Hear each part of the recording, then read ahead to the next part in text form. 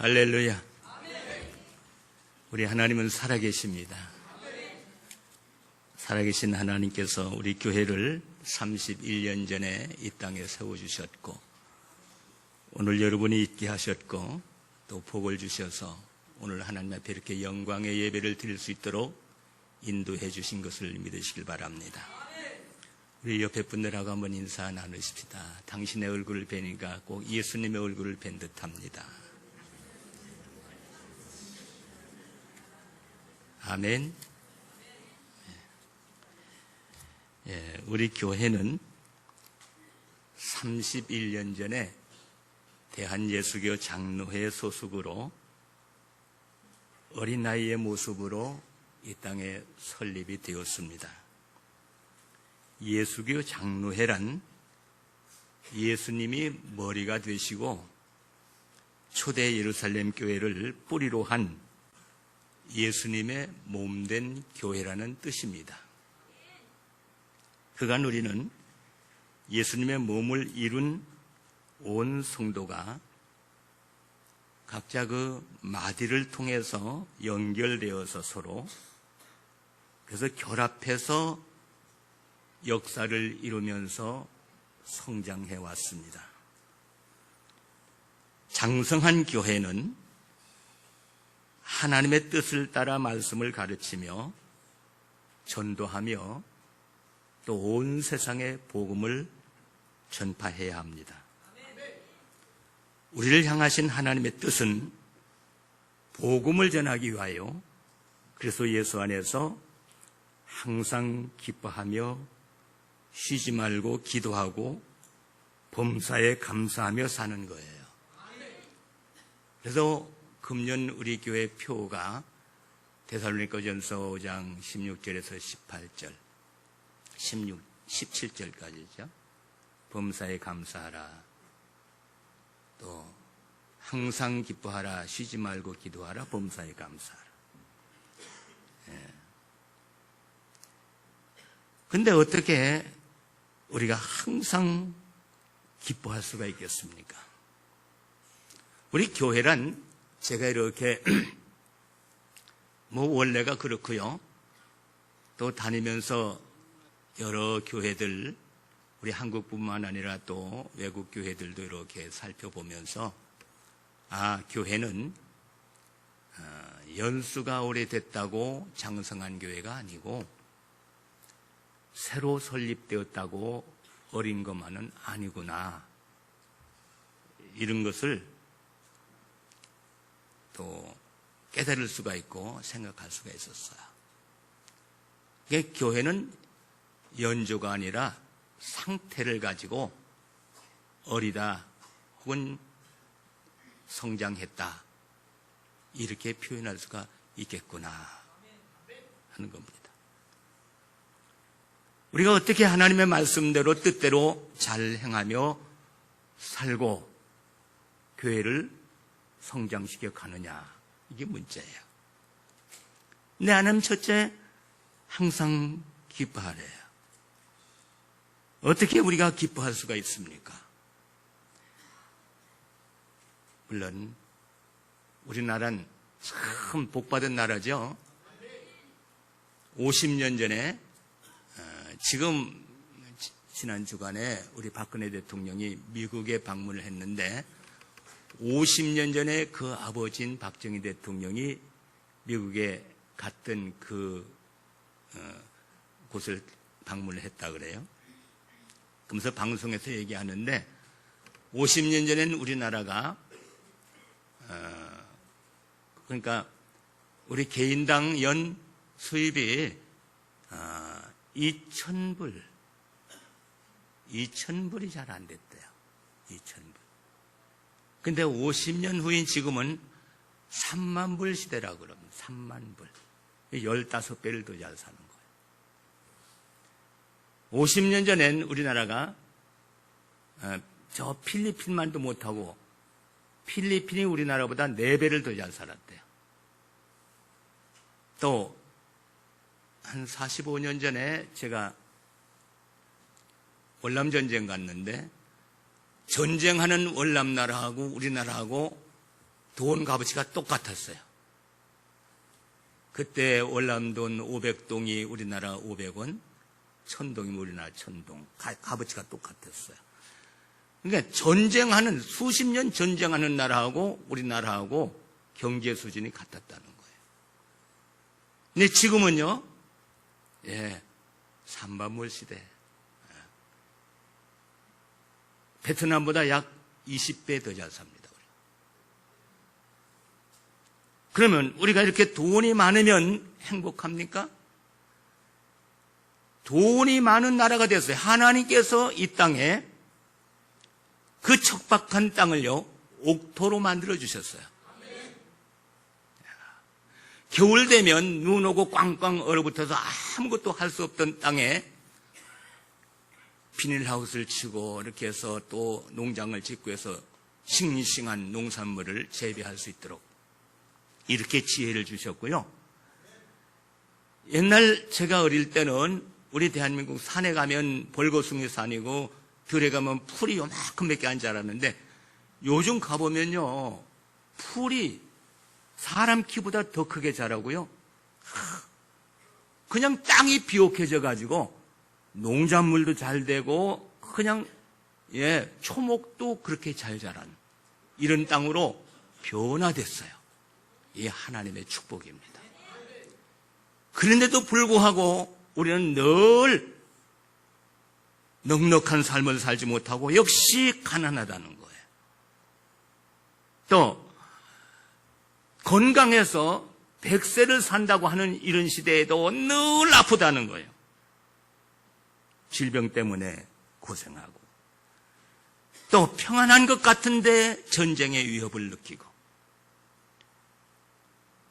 또 믿었던 사람에게 사기를 당하고 속고 빼앗기고 그래서 근심 걱정.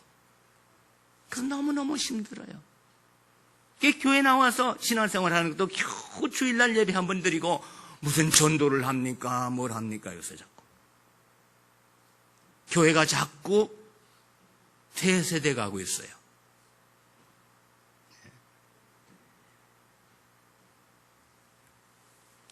또 쉬지 말고 기도하라 그랬는데 점점 기도하는 시간은 줄어들고 있어요.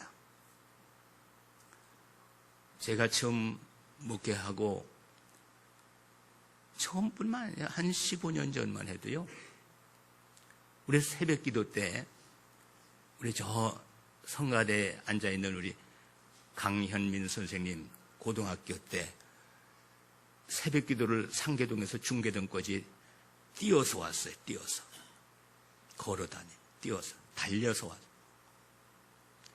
요즘은 아마 100만 원 준다 해도 고등학생들 새벽에 안 나올 것 같아요. 시대가 이렇게 변했고 참 기도하기 힘듭니다. 그러니까 이제 성령의 은사를 받지 못하니까 기도하려고 10분만 앉아서도 할 말이 없어요. 근데 어떻게 쉬지 말고 맨날 기도하래요? 또 범사에 감사하라. 어떤 좋은 것을 받았을 때 우리는 감사하지 말라고 해도 저절로 감사하게 되지요. 그런데 늘 모자라는데 뭐가 감사하냐. 늘 안 좋은 일이 속출하는데 어떻게 감사하느냐. 뭐 일을 해서 좀 되는가 싶으면 또 손해보는데 어떻게 감사하느냐. 기분 나쁜데 무슨 감사가 나와요. 여러분, 우리가 교회가 오래되고 믿음 생활을 오래 한다 할지라도 믿음이 장성하지 못하면 아무리 좋은 환경에서도 슬프고 그래서 삶이 악에 바쳐서 사는 것이고 그래서 원망하다가 저주 속에 살다가 멸망의 길을 가고 마는 것입니다. 그런데 하나님은 우리 교회를 사랑하셔서 우리 성도들에게 31년 동안 믿음을 성장시켜 주셨습니다. 그리고 오늘도 이 장성한 믿음을 가진 자들이 예수 안에서 하나님의 뜻을 이루며 서로 사랑하며 서로 섬기며 또 우리 하나님과 우리 예수님 성령 삼위일체 하나님과 서로 사귀며 좋은 관계를 가지며 그렇게 살게 하시고 싶으셔서 우리를 오늘 이 시간 이 자리에 불러 앉혀놓으신 것을 믿으시길 바랍니다. 하나님은 사랑이십니다. 사랑의 하나님은 우리에게 생명을 주셨고 영과 육이 잘 자라고 또 성장할 수 있도록 양식을 먹여주시고 음료를 마시게 하셨고 또 평안한 자리에서 잠을 자게 하십니다. 또 영적으로 말씀을 먹여주시고 성령의 은사를 부어주셔서 능력 있는 삶을 살게 하십니다. 오늘도 믿음으로 예수 안에 있는 모든 자들에게는 받은 은혜를 나누며 그리고 기쁘게 살아가도록 넉넉하게 모든 것을 부어주시며 믿음으로 기도하고 참 믿음으로 하나님 앞에 나와서 무릎 꿇는 자들에게 응답으로 인격과 삶을 변화시켜 주시고 서로 믿고 신뢰하며 사랑하게 하시고 최상의 좋은 것을 소유하게 하시고 예수 안에서 그 좋은 것을 누리게 하시는 하나님이신 것을 믿으시길 바랍니다. 믿음이 성장한 자는 기뻐하는 것입니다. 기쁨은 그냥 되는 게 아니에요. 기쁨은 눈물의 결과입니다. 그래서 시편 기자도 눈물을 흘리며 씨를 뿌리러 나가는 자는 정녕 기쁨으로 단을 거두리로다. 그렇게 말했습니다.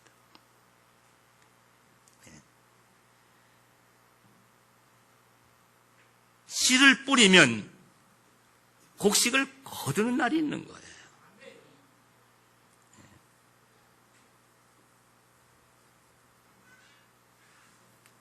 그리고 기쁨은 이 생산의 기쁨.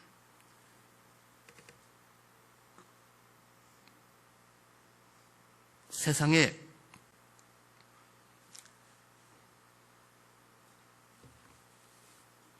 장례식 가서 기뻐하는 사람 보셨어요? 장례식에 가면 누구나 숙연해지고 눈물 나고 슬픔이 밀려오죠. 그런데 아기가 태어나면 어떻습니까? 기쁘지요. 우리 집엔 지금 아기가 생겼어요. 아직 세상에 나오지도 않았는데 그냥 마음이 온 식구가 다 기뻐요. 다 기뻐. 요놈이 어떤 모습으로 나올란가 기대가 되고요. 저는 어떤 모습으로 나올란가 이런 기대보다도 더 팍 앞질러서 그러면 나중에 커서 무슨 일을 할란가.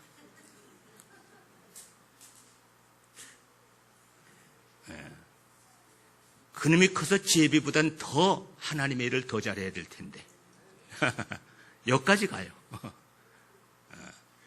그게 기쁨이 있는 거예요. 기쁨이 있는. 우리 어린이들이 잘하고 뛰어노는 그 모습을 보면 기쁜 거예요. 교회도 마찬가지입니다.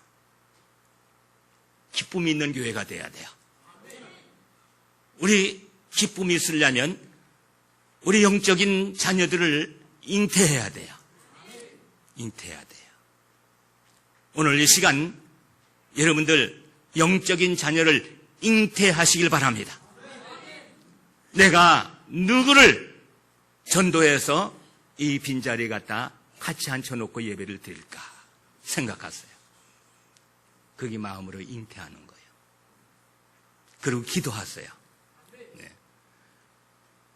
육신의 자녀도 그냥 잉태되면 하루아침에 쑥 나오는 게 아니에요. 10달 동안을 뱃속에 넣고 기도하면서 조심하고 또 조심하며 이렇게 잘 뱃속에서 키워야 세상 밖에 나오는 거예요. 우리가 전도하는 거 그냥 하루아침에 가서 교회 갑시다, 예수 믿으세요 되는 거 아니에요. 우리가 마음에다 품고 이름을 부르며 새벽마다 기도하고 이렇게 정성을 들여야 한 생명을 전도할 수 있는 거예요. 전도가 그렇게 쉽습니까? 우리 육신의 자식 낳는 것도 그렇게 힘들고 어려운데 영적인 생명을 하나 구원시키는 거, 영원한 생명으로 구원시키는 거 그렇게 쉽습니까? 기도해야 돼요. 준비해야 돼요. 그리고 한 생명 한 생명이 교회에 나와서 하나님을 찬양하고 우리와 같이 예배 드리면서 구원을 고백할 때 온 교회가 기뻐하는 거예요. 온 교회가 기뻐할 뿐만 아니라 하늘에서도 한 영혼 한 영혼이 구원받고 돌아올 때 하늘에서도 천사들도 기뻐하고 천국에서도 잔치가 벌어질 줄로 믿습니다. 우리 교회의 기쁨은 이렇게 열매가 맺혀가는 거예요.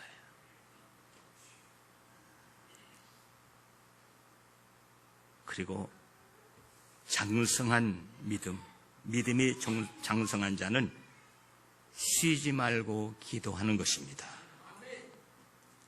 우리 이 쉬지 말고 기도하는 것 참 어렵죠. 근데 무슨 기도를 해야 됩니까? 뭐 기도하는 방법은요, 자꾸 훈련되다 보면 우리 삶의 기도가 돼야 되는 거예요. 삶이. 그게 쉬지 말고 기도하라. 밥을 먹으면서도 기도, 빨래를 하면서도 기도, 길을 가면서도 기도, 운전을 하면서도 기도, 차를 타고 가면서도 기도. 그냥 기도하는 거예요. 근데 무슨 기도를 해야 될까요? 제일 처음에는요, 정말 하나님 뜻대로 살지 못하는 내 자신을 바라보며 내 자신을 한탄하며 정말 회개하는 기도. 회개도 건성건성하는 것이 아니고요, 우리는 좀 친한, 정말 무거운 마음으로 친한 그런 회개.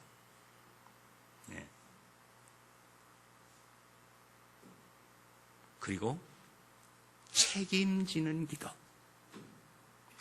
책임지는 기도. 어떤 책을 읽어보니까 그런 얘기 기록됐더라고요. 어떤 분이 이사를 가려고 돈을 막 이렇게 준비했대요. 5천만 원 이 전세금을 준비를 해놓고 내일 이사 가려고 이제 해놨는데, 자는데 그날 밤에 도둑이 들어와가지고 5천만 원을 몽땅 훔쳐갔다는 거예요. 그래서 낙심한 거는 할 수 없이 하나님한테 기도할 수밖에 없다. 그래서 하나님, 5천만 원 그거 진짜 힘들게 모아가지고 이사 가려고 했는데 도적 맞았어요. 그 도적을 잡게 해주세요. 이 돈을 찾아주세요. 하고 기도했다는 거예요. 근데 이 5천만 원을 훔쳐간 도둑도요, 하나님 앞에 회개하면서 기도했대요. 하나님 잘못했어요. 거기다 500만 원을 딱 떼어가지고요, 11조를 딱 드리면서 하나님, 내가 11조 드리니까 용서해 주세요 하고 기도했다는 거예요. 하나님은 누구의 편이실까? 책에 그렇게 써 있더라고요. 하나님 누구의 편이실까?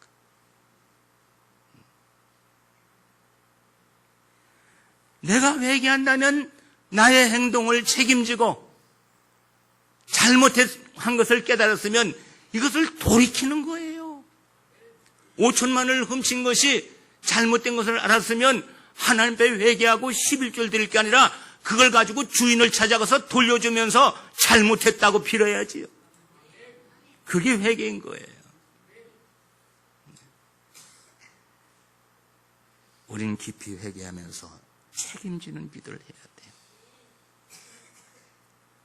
그리고 무슨 일이든지 하나님, 이 일은 제가 하겠습니다.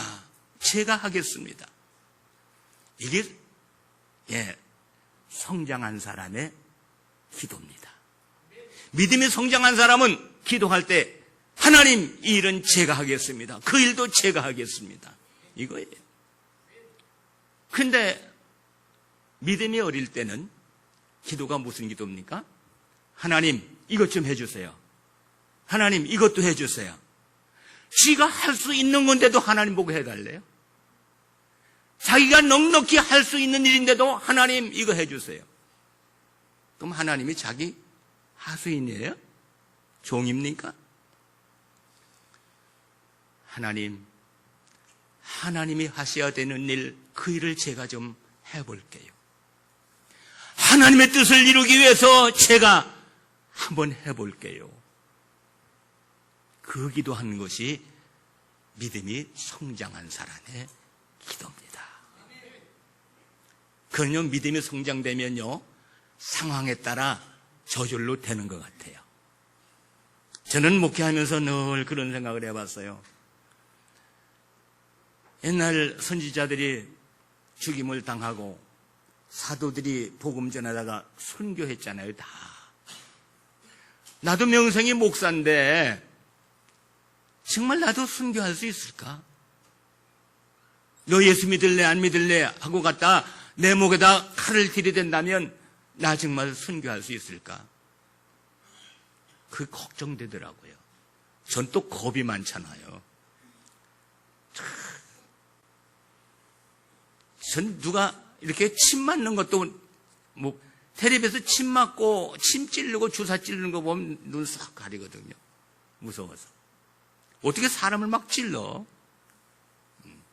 근데 제가 이 목회 현장, 복음 전하는 현장에 가서 체험을 해보니까 순교는 내가 하는 것이 아니라 믿음이 성장되면 하나님이 주시는 능력으로 하는 것이구나. 이걸 깨달아요. 이걸 깨달았어. 바울이 무슨 큰 겁이 없고 정말 배짱이 좋아서 돌에 맞아서 쓰러져도 또 복음 전하고 옥에 갇혀도 또 복음 전하고 태장으로 맞고 별 위험을 다 당하면서도 그렇게 복음 전하러 다녔겠어요. 성령께서 역사해 주시니까, 하나님의 능력이 임하니까 그런 것들을 다 이길 수가 있었더라고요. 제가 하겠습니다. 저는 할 일이 있습니다. 지난 수요일 날 제가 설교하면서 그런 얘기를 했어요. 혹시 제가 몇 번 더 나갈는지는 모르지만 혹시 해외에 나가서 복음 전하고 선교하다가 무슨 일이 잘못돼서 내가 죽거들랑 그 무거운 시체에 썩을 거 이거 끌고 오려고 고생하지 말고 거기다가 묻을 때 있으면 그냥 묻고 와라. 또 값이 저렴하게 들 것 같으면 거기서 화장을 해서 제 한 봉다리 가져오면 편하니까. 또 저는 국가 유공자이기 때문에 현충원 거기 가서 갖다 놓으면 공짜로 다 해주니까 그렇게 해라. 내가 생각날 때 얘기한대. 생각날 때. 예. 이번에 제가 베트남 가서 조금 위험한 일을 한번 겪어봤거든요.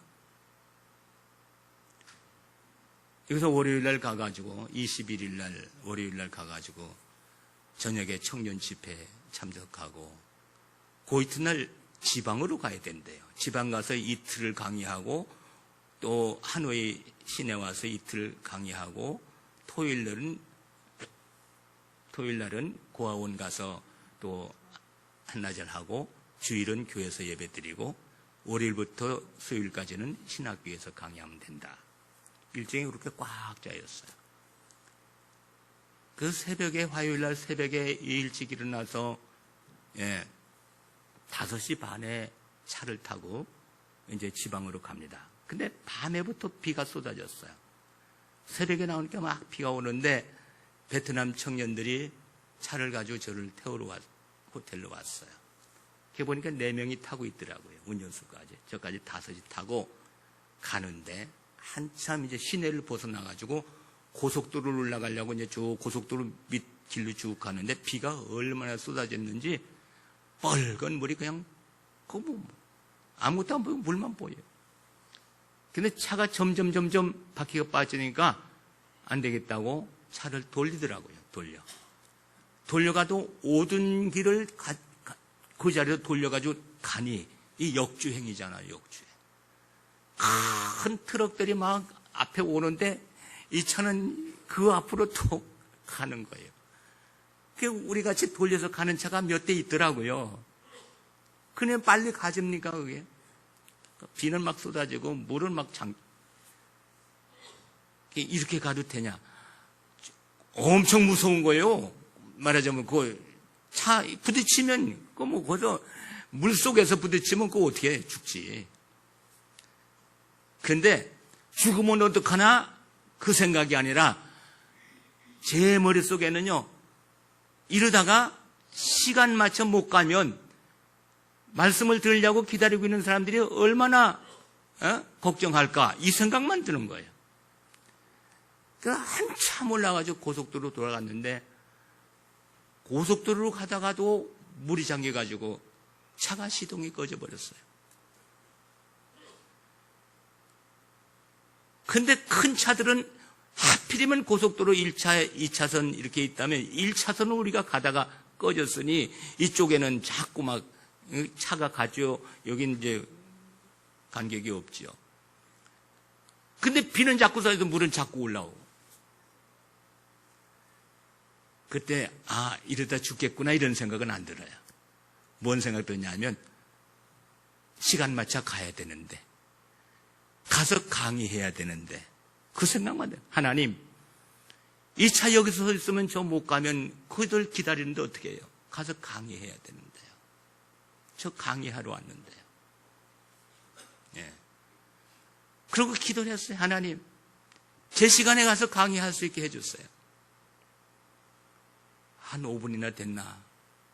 그 5분, 10분 되는 게 한 2시간 되는 것 같아요. 얼마나.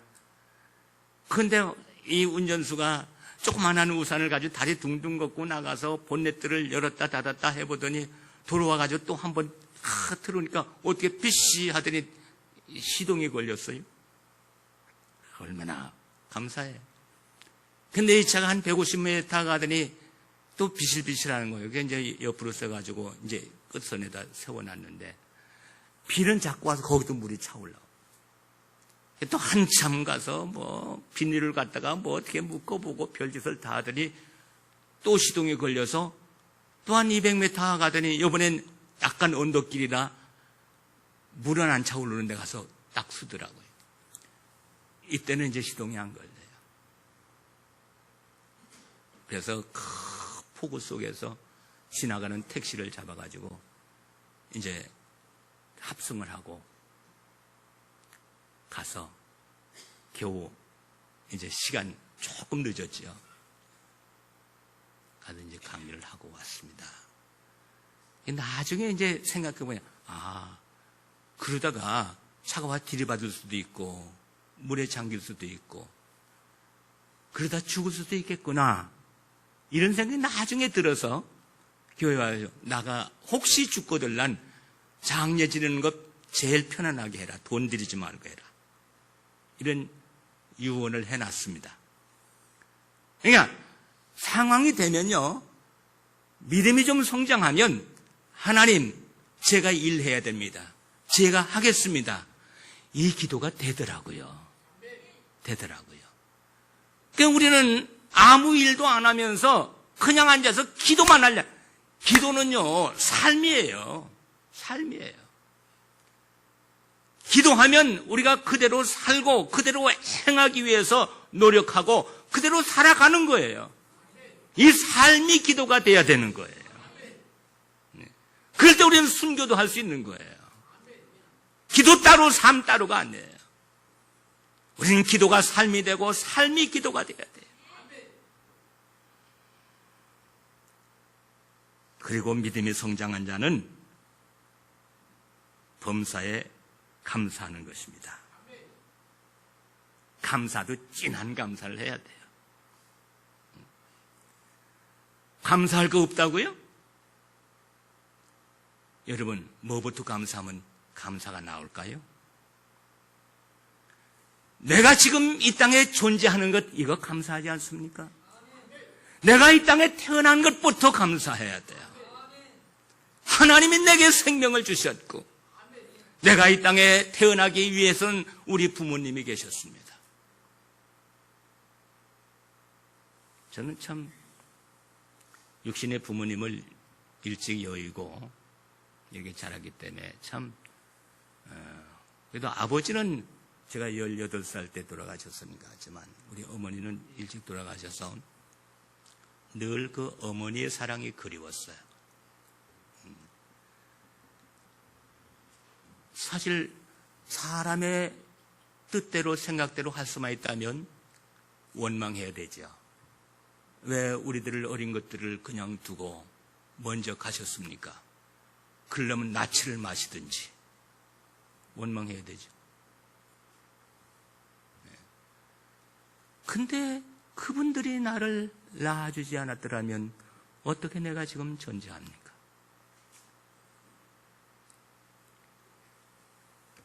그래서 참 감사.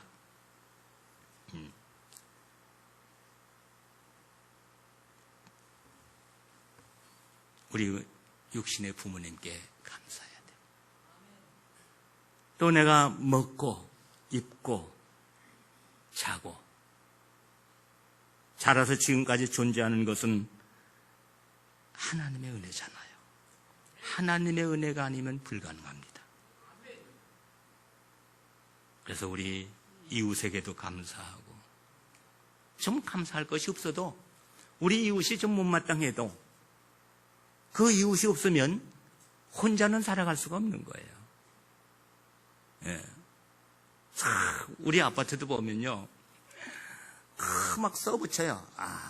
우리 이웃의 건강을 위해서 이 아파트 내에서는 담배 피우지 말고 좀 금연해 주십시오 하고 부탁하고 뭐 써붙이고 그래도 어떤 때는요,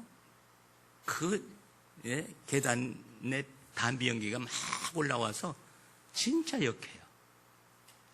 참 어떤 때는 좀 안 좋아요. 그래도 그런 이웃들에도 이웃이 있으니까 우리가 더불어 사는 거예요. 그래서 이웃에게도 감사해야 되고요. 어떤 사람은 어느 학교 나왔느냐 그러면 말하기가 싫어요. 우리 학교는 좀 안전 학교, 속된 말로 똥통 학교. 그래도 그 학교를 나왔으니까 내가 지식인으로 살아가는 거예요. 그 학교에 감사해야 돼. 또 스승에게 감사해야 돼. 병원이 있어서 감사해야 돼. 또 좋은 교회 주신 하나님 감사해야 돼. 우리나라 대한민국이 있는 것을 감사해야 돼. 이런 것들을 다 주신 분이 하나님이셔요. 우리는 하나님께 감사하는 거예요. 이게 성숙된 신앙인의 삶입니다. 우리가 장성하지 못하면요, 어린아이로 살아갈 수밖에 없어요. 그게 교회도 그렇잖아요. 어린 교회가 있고 장성된 교회가 있어요. 성장한 교회. 아까도 말씀드렸어요. 우리 교회는 뿌리가 초대교회고 머리가 예수님이에요. 사실 우리가 31년 전에 도봉성산교회가 세워졌다고 우리끼리 참 자축하고 감사하고 감사할 일이죠. 그러나 그 연수가 대단한 게 아니에요. 31년 됐으면 우리는 한참 장정이고 한참 일할 수 있어야 되잖아요. 근데 그렇지 못한 부분이 많아요. 그런가 하면 또 다른 교회보다 월등하게 더 잘하는 것도 또 많아요. 그래서 서로 배우고 가르치면서 협력해서 예수님의 몸된 교회를 이루어가는 거예요. 제가 중국도 가고 베트남도 가면서 이렇게 복음을 조금 전해본다고 하지만 여러분들이 기도 많이 해주시고 또 물질로 후원해 주시고 이래서 잘 다니지만 가서 가르치고 끝나는 게 아니에요. 조금 가르치고 많이 배워가지고 와요. 늘 안타까운 것이 내가 젊었을 때 이런 것을 더 보고 배웠으면 더 좋았을 텐데. 그래서 제가 생각하는 게 있어요. 우리 담임 목사 빨리 공부만 끝나면 가기 싫다고 그래도 제가 그때까지 힘이 있으면 저 선교하는데 데리고 다니고 싶어요. 왜? 가서 배우라고. 배울 거 많아요. 중국 가면 배울 거 많고 베트남 가면 배울 거 많아요. 예배하는 모습도 배울 게 많고요.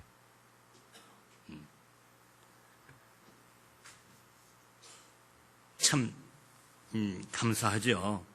조금 가르치고 많이 배워요. 물론 신학은 우리나라가 엄청나게 발전했습니다. 말씀 전하고 가르치는 일 우린 너무너무 잘합니다. 그러나 예배 드리는 그 중심은 물론 속마음은 다 같겠지만 예배 드리는 형태를 보면요, 참 그들은요 믿음이 살아있는 것 같아요.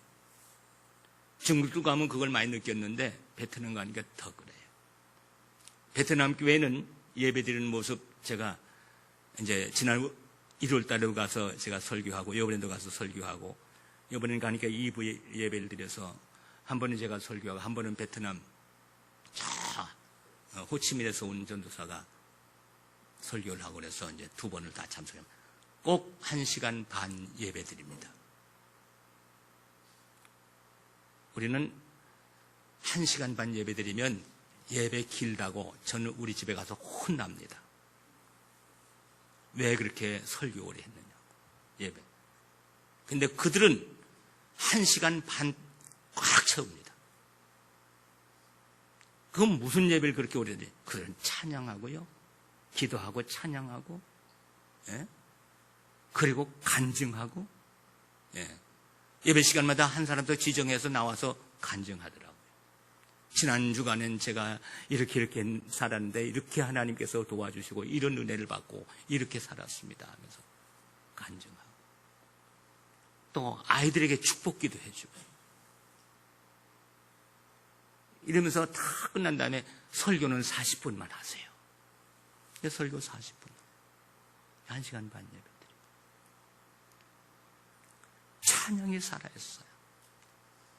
청년들 연합집회를 하는데 청년들이 100명쯤 모였더라고요. 조그마한 장소인데 100명 모이니까 이 접이식 의자 싹 치우고요, 앉지 못하니까 서서 콩나물 세운 것처럼 딱 다 서가지고 찬양. 그 찬양을 3시간 해요. 3시간. 리더자가 찬양하면서 하는 말이에요. 우리 다윗과 같이 찬양합시다. 다윗이 바지가 벗어지듯이 막 춤을 추면서 찬양한 거죠. 우리 그렇게 찬양합시다. 찬양하는데요, 진짜 그들은 허리띠를 단단히 맸으니까 바지는 안 벗어지지만 진짜 신나게 뛰면서 찬양. 온몸이 땀이 범벅이 되고요, 그렇게 기쁘게 찬양. 제가 신학교 학생들 한 22명, 또 지방 목회자들 30명, 하노이 목회자 20명에서 한 70명 넘게 2주간에 걸쳐서 그들에게 강의를 하고 또 교회에서 예배 드리고 이렇게 왔습니다. 근데 그 중에 목사 한 명도 못 만났어요. 다 전도사들입니다. 그리고 그 시골 교회는 신학교 문턱도 안 가본 분이 10년을 목회했더라고요. 그리고 그 아들에게 물려줬는데 그 아들 역시 신학교 지금 6개월 코스 지금 공부하고 있다 그래요. 내년에 이제 제가 강의했던 그 신학교 가서 입학할 예정이라고. 그러면서 목회를 하고 있는 거예요. 그게 뭘 가져가냐니까. 그게 책 좀 많이 사보고 성경 많이 읽었다 그래요. 여러분, 예배는 그들이 뜨겁고 찬양은 뜨겁고 기도를 간절히 한다고 해서 완전한 성장된 교회는 아니거든요.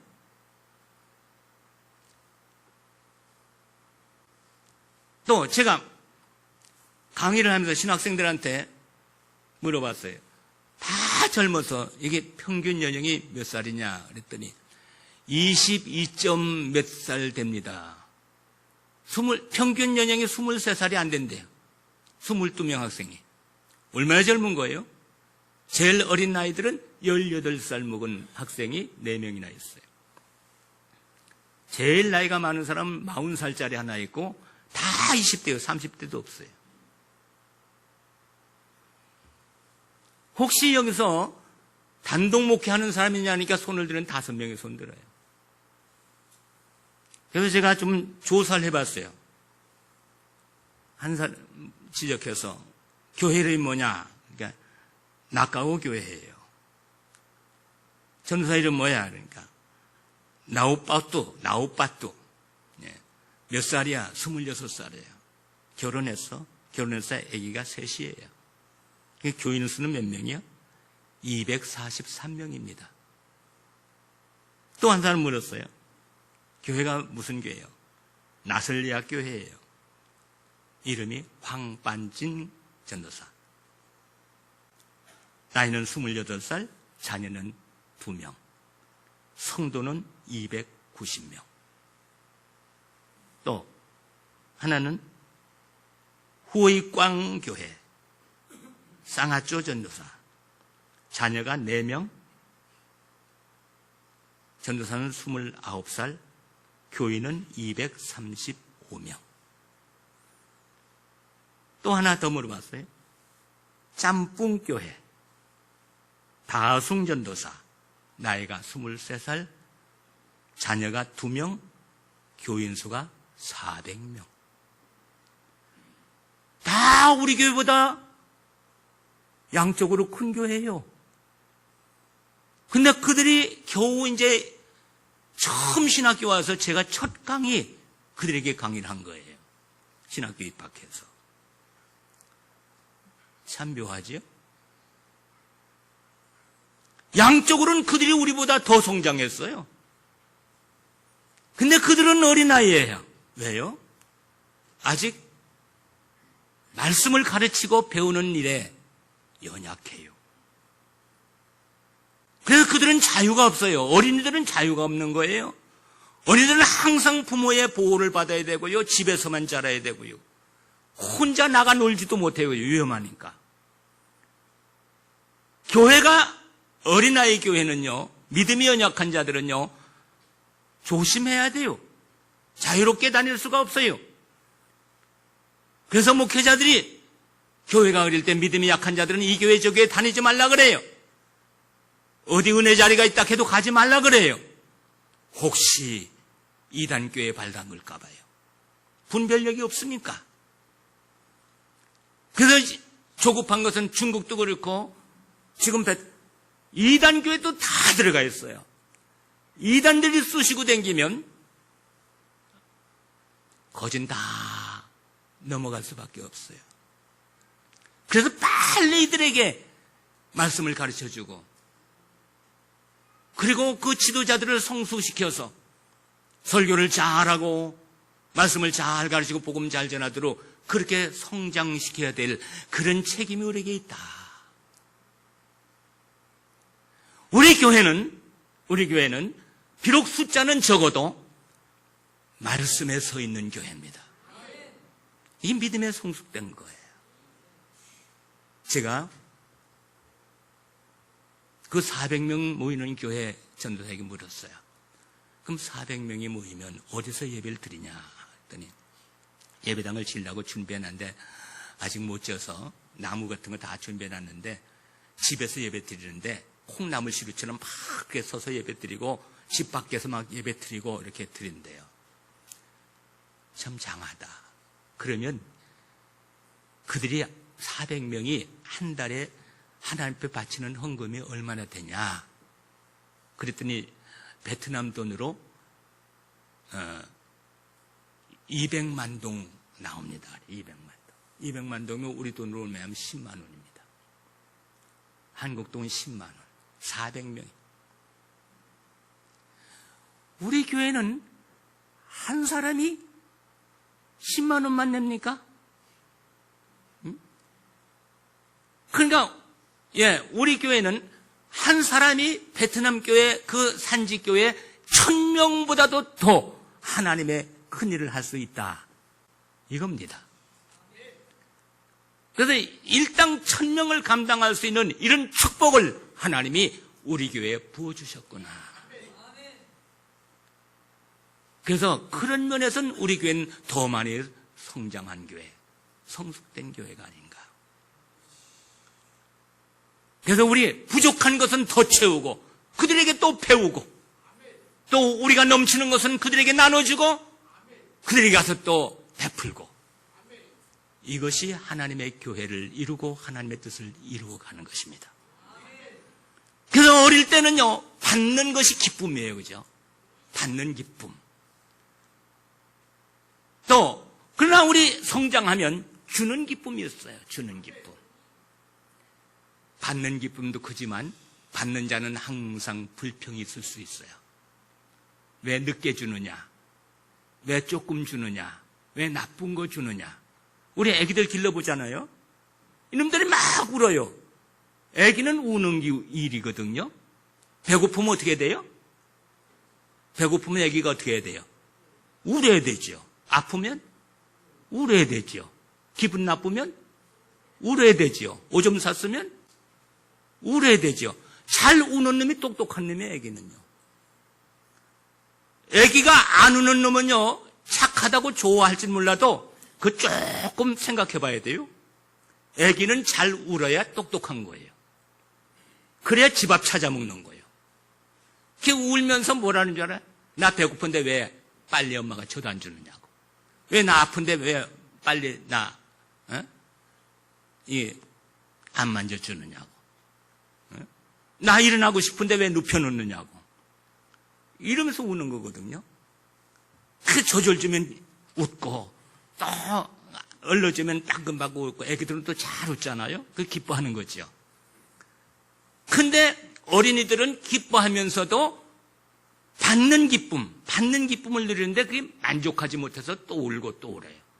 근데 어른이 되면요, 주면서 기뻐하는 거예요. 자식들에게 먹이면서 기뻐하고 입히면서 기뻐하고 좋은 자리 만들어주면서 기뻐하고 주고 또 주어도 또 부족한 걸 느껴서 더 주고 싶고 나중엔 다 주고 가는 것이 부모님이죠. 우리 성장한 교회는요, 주는 교회가 되는 거예요. 또 퍼주고 또 퍼주고 또 퍼주고 퍼주는 거예요. 물질도 주고 지식도 주고 뭐든지 좋은 것을 나누어주는 교회가 장성한 교회입니다. 믿음이 장성한 교회는 가난하고 어려워도 줄 것이 있는 것입니다. 우리 교회는 주는 교회가 되십시다. 지금도 잘 주고 있습니다만 많은 걸 줄 수 있도록 그렇게 우리는 노력해야 돼요.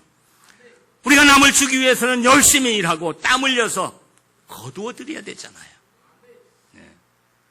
그래서 우리 교회 부족한 것, 우리 한국 교회가 지금 자꾸 양쪽으로 줄어들고 있고 이거 우리가 회복돼야 돼요. 우리 전도해야 돼요. 근데 우리 목사님들이 요새는 아주 전도하는데 그러면 지쳐서 그런지 이제는 전도하란 말 안 해요. 우리 담임 목사님도 전도하라고 설교하는 거 들어보셨어요? 안 해요. 해야 돼요. 전도합시다. 할렐루야. 전도하는 게 생명 살리는 거예요. 이게 하나님 일하는 거예요. 성장해야 돼요. 예. 그래서 힘이 있어야 주는 교회가 되죠. 또 믿음이 성장한 교회는 성숙하고 폼 있게 변화됩니다. 예. 우리 기도하는 자는 하나님이 변화시켜 주시는 거예요. 예. 저가요, 예수 안 믿고 기도 안 했더라면 지금 여기 서서 여러분들에게 이렇게 정말 고귀한 생명의 말씀 이거 증거하겠습니까? 예수 안 믿었으면요, 저는 시골에서 농사 짓다가 벌써 병 걸려가지고 술 퍼먹고 위장병 걸리고 간암 걸려서 벌써 죽었을 거예요. 그런데 내가 예수 믿고 하나님 앞에 기도했더니 하나님 나를 변화시켜 주셨어요. 하나님이 고상한 모습으로, 더 좋은 모습으로 변화시켜 주는 거예요.